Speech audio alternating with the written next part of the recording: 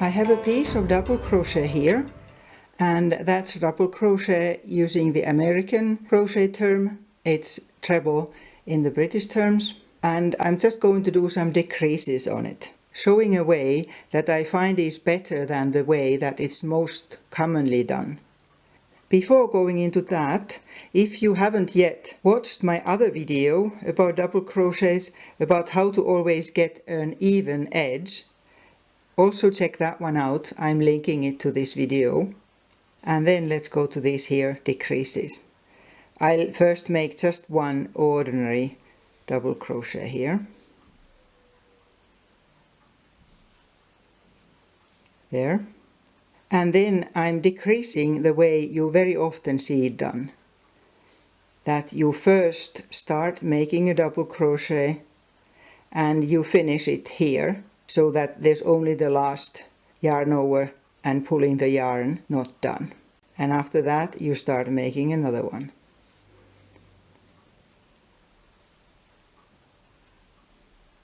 And when you come to this stage, you take a yarn over and pull through both of these. This obviously does decrease a stitch. I'll make another one here, just an ordinary one, so we see that decrease better. It decreased one because now there's only one stitch at the top, but it's a bit bulky and you can see where it's been done. So instead, again, you start a double crochet,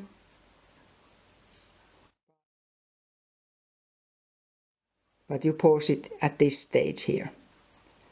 And then you continue by inserting the hook into the next stitch and making a stitch there. And now we are treating these two stitches that we pulled through there as one. So I'm taking a yarn over and pulling through 3 loops now, where in an ordinary double crochet you pull through 2 at a time. Here, and then you finish it just like any double crochet. There. So compared to these here that we see here, this is neater, tidier and smaller. I'll make an ordinary double crochet here, so we see it. This one takes up more room. Both, of course, have the same effect on the number of your stitches, so in that sense it doesn't matter what you do, but I definitely prefer this here neater kind. I'll do it again.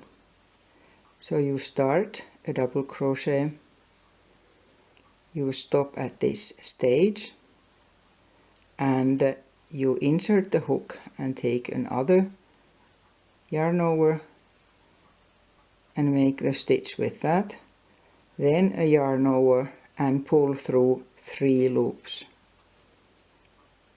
and then a yarn over and pull through the last 2 loops. So it looks almost like an ordinary double crochet.